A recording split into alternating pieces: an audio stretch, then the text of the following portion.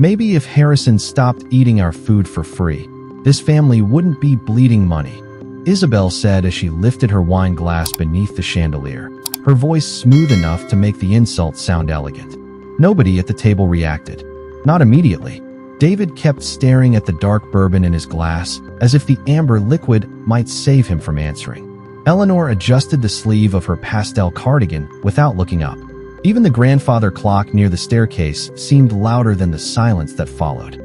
I sat at the far end of the oak dining table, exactly where they always placed me now, far from the fireplace, far from the conversation, far from the illusion of family. The dining room inside Harrison Estate looked exactly the same as it had 30 years ago. Crystal chandelier glowing softly overhead, oil paintings lining the walls, rain tapping against the tall windows overlooking the gardens. Everything expensive, everything polished, everything cold. Isabel poured more wine for David before finally glancing toward me with that practiced smile she wore whenever she wanted to humiliate someone without raising her voice. "You could at least thank us," she added. "Most families wouldn't keep a useless old man around this long." Ethan shifted in his chair near the staircase. At 24, he was the only person at that table who still looked confused whenever Isabel spoke to me that way. The others had grown used to it. Or maybe they preferred it. James, the family's longtime butler, entered quietly carrying another tray of food. For one brief second, his eyes met mine. Then something strange happened. He stopped beside my chair first. Not David's. Not Isabel's. Mine. He placed a silver key beside my plate so quickly no one else seemed to notice. Except Ethan. I saw his expression change instantly. Confusion first. Then curiosity. James gave the slightest nod before stepping away again. Isabel kept talking, oblivious. "Honestly, Harrison," she said while cutting into her steak, "you haven't contributed anything to this family in years." I looked down at the old silver key resting beside my untouched dinner plate. Small, heavy, familiar. The kind of key that belonged to doors people forgot existed.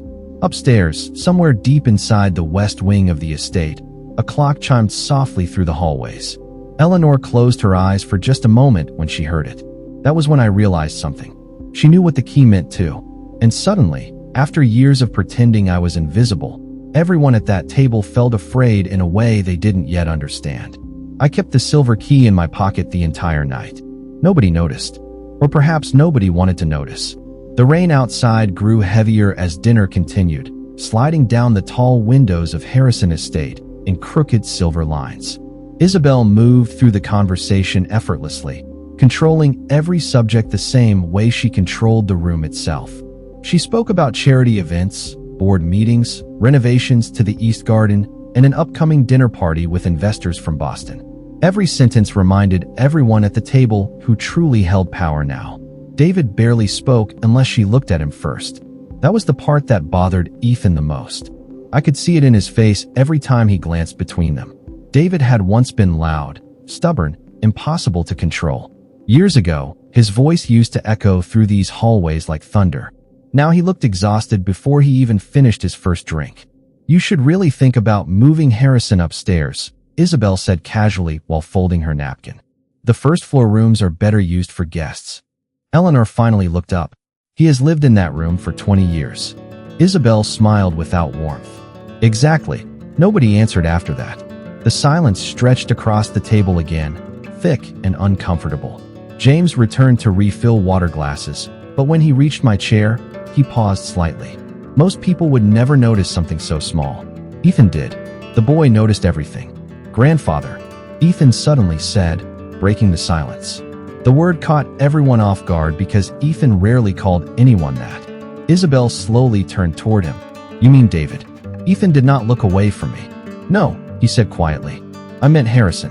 Isabel laughed softly, but I noticed David tense beside her. Eleanor gripped her fork tighter. Somewhere deep inside the mansion, another clock chimed through the hallway. Old houses never truly sleep. They breathe. They remember. After dinner ended, everyone drifted toward the library for coffee except me. I stayed behind alone in the dining room beneath the chandelier. The empty plates had already been cleared away. Only the smell of candle wax and old oak remained. I reached into my pocket and held the silver key again. Memories returned faster than I expected. Locked doors, hidden records, signatures nobody had seen in decades. Upstairs, footsteps echoed faintly across the second floor. Slow footsteps, careful footsteps. Then a knock came softly from the dining room doorway. Ethan stood there holding a half-finished glass of bourbon in one hand. "I know that key means something," he said, "and I think everybody in this house is pretending not to be afraid of it." For the first time in many years, I smiled. Ethan remained in the dining room long after the others disappeared into the library. The chandelier above us cast pale reflections across the polished oak table while rain continued tapping softly against the windows. He looked too young for the expression on his face. Suspicious, careful, the kind of expression people in this family learned only after disappointment.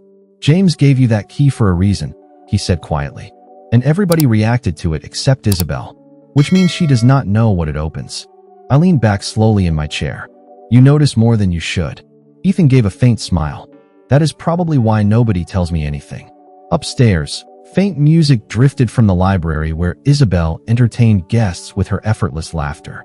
Harrison Estate always sounded divided after dark.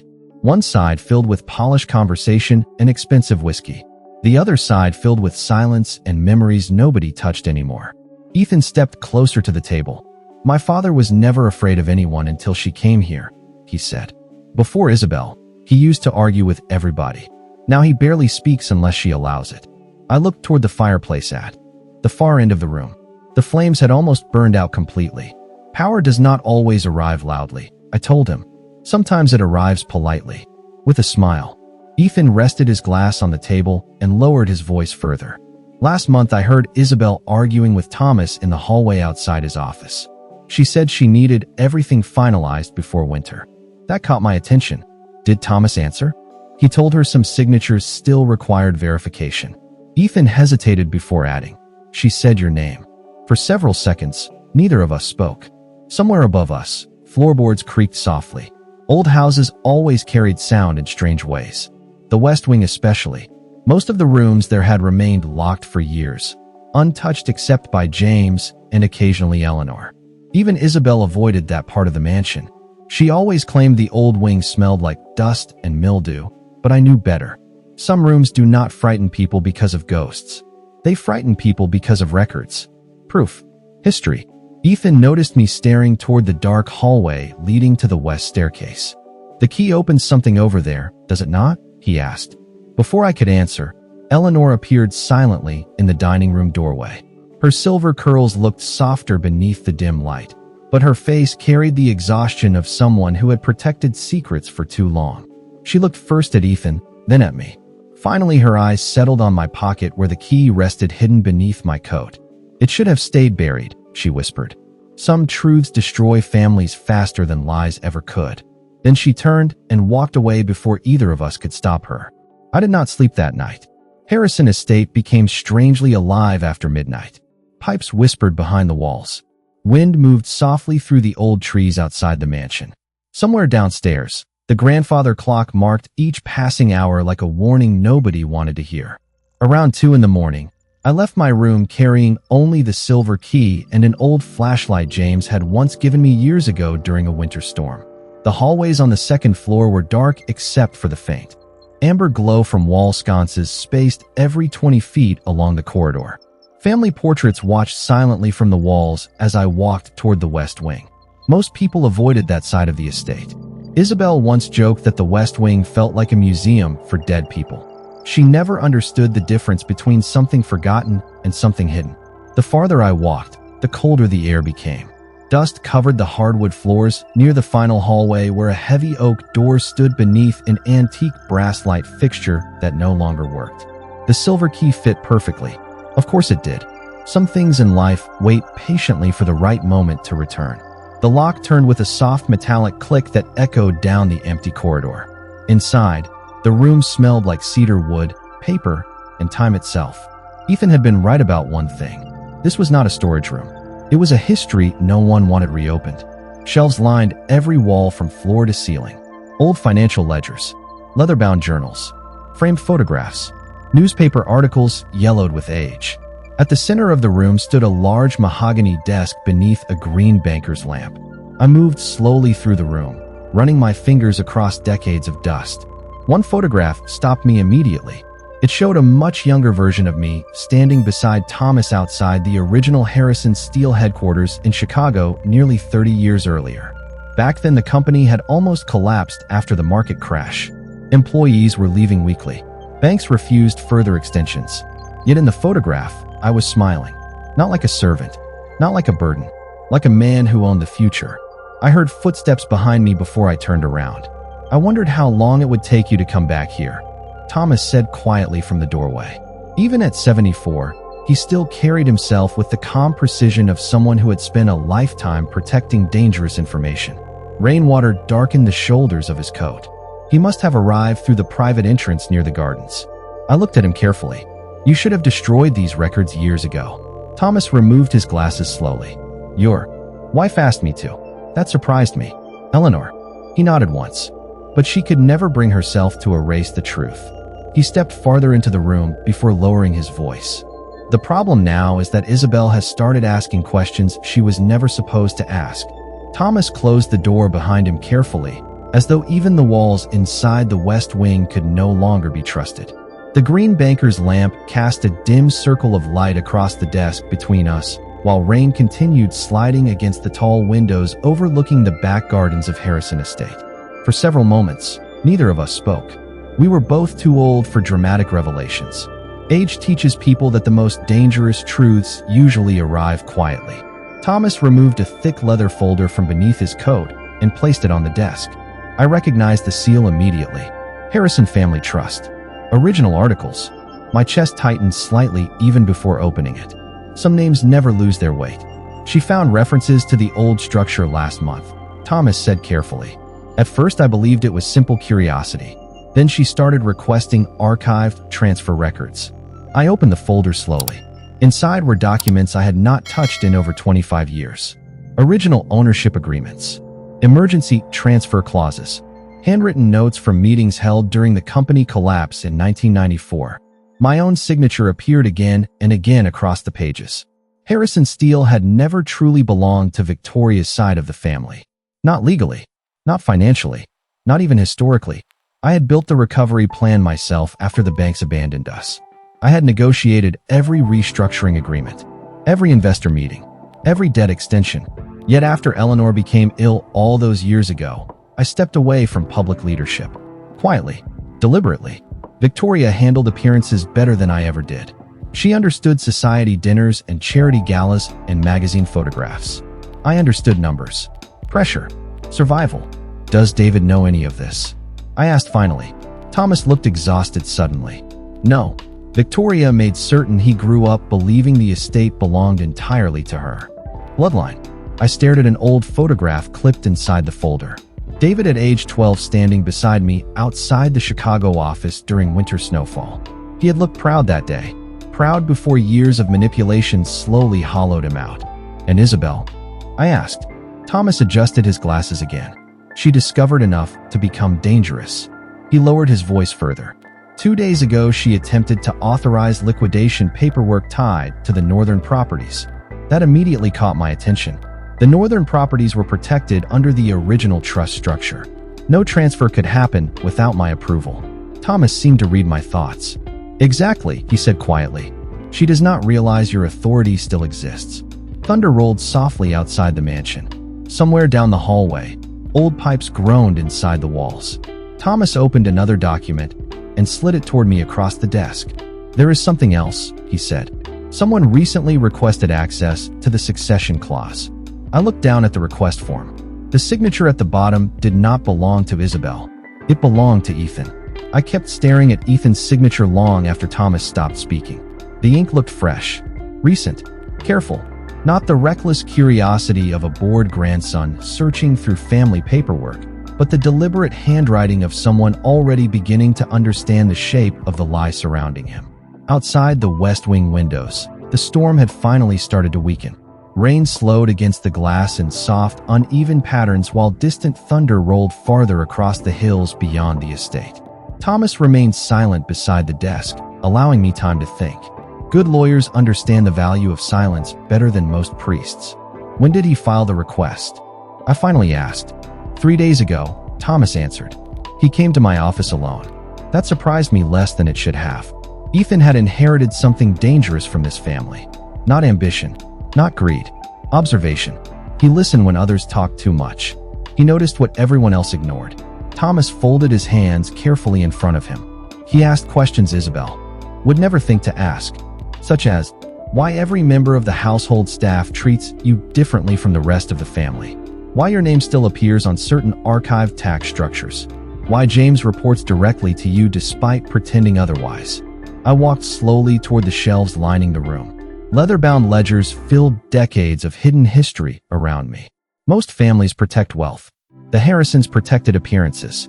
That was always Victoria's obsession. Image over truth. Control over honesty. Even now, the mansion itself reflected her philosophy perfectly. Beautiful from a distance. Hollow beneath the surface. I stopped in front of another photograph half hidden between old records. Eleanor and I standing together during the opening ceremony of the Northern Steel Expansion Project in 1997. She had looked genuinely happy back then. Before illness. Before Victoria slowly convinced the family that stepping aside for appearances was the same thing as surrendering ownership entirely. You should know something else, Thomas said quietly behind me.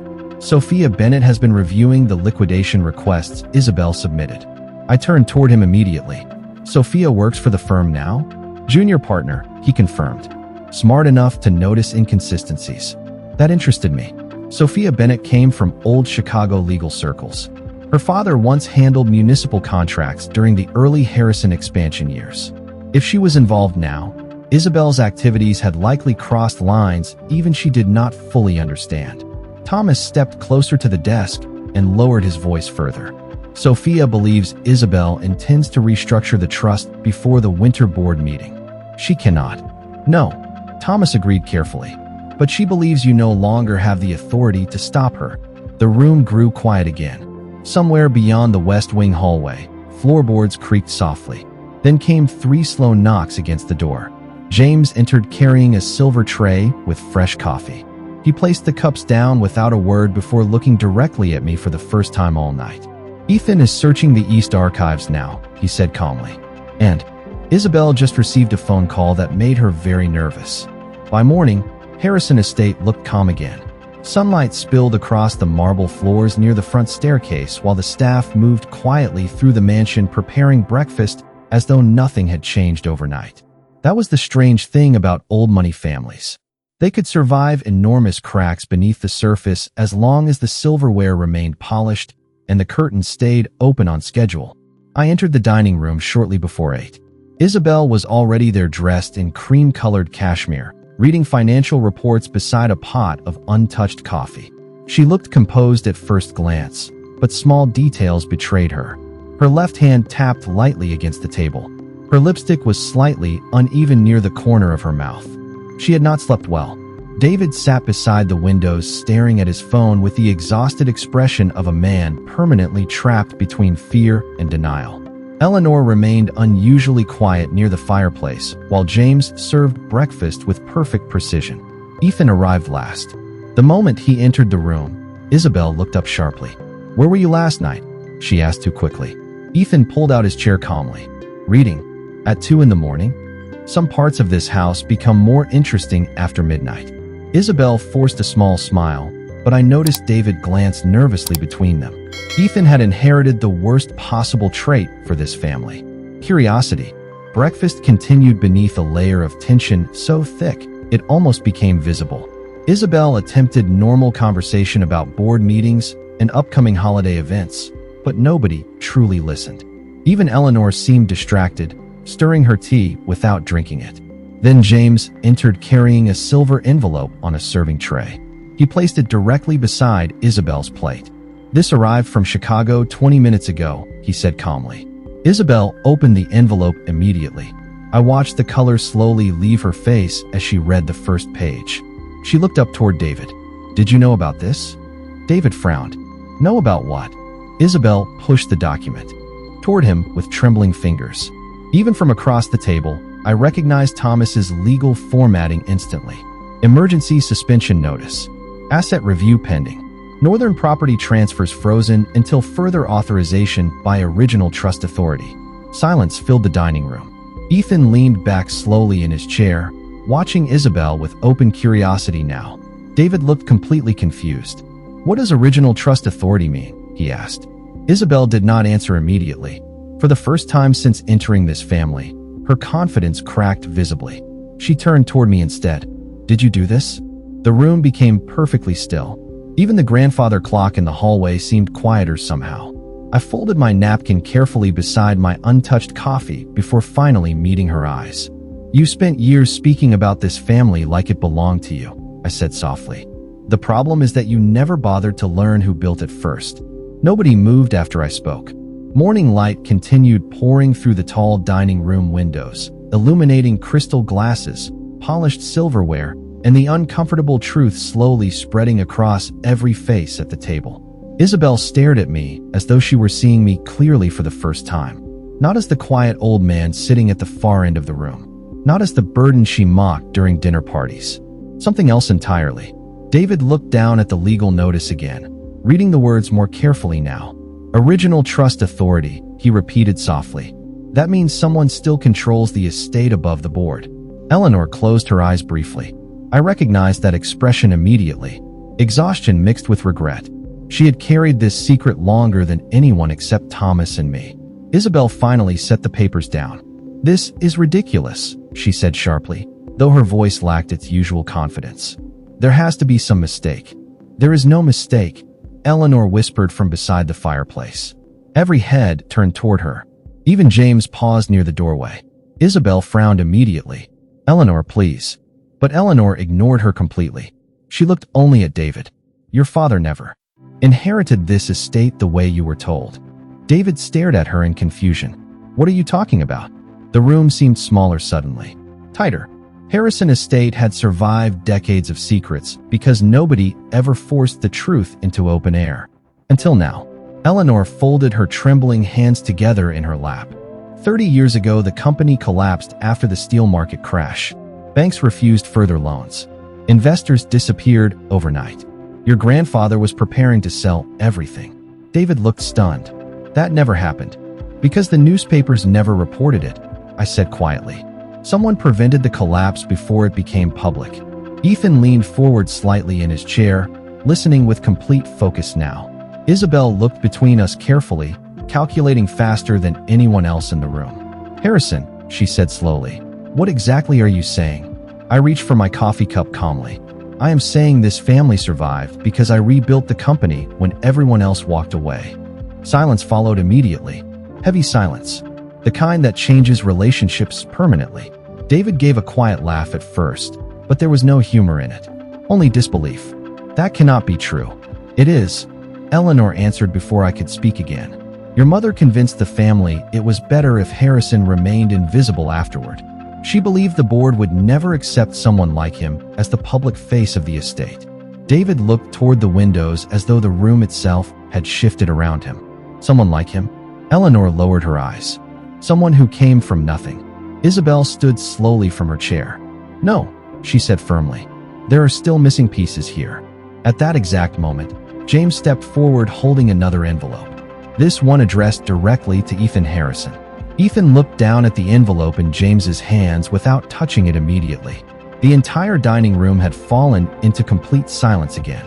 Even Isabel remained still now, her attention fixed entirely on the cream-colored paper carrying the old Harrison family seal pressed into dark red wax.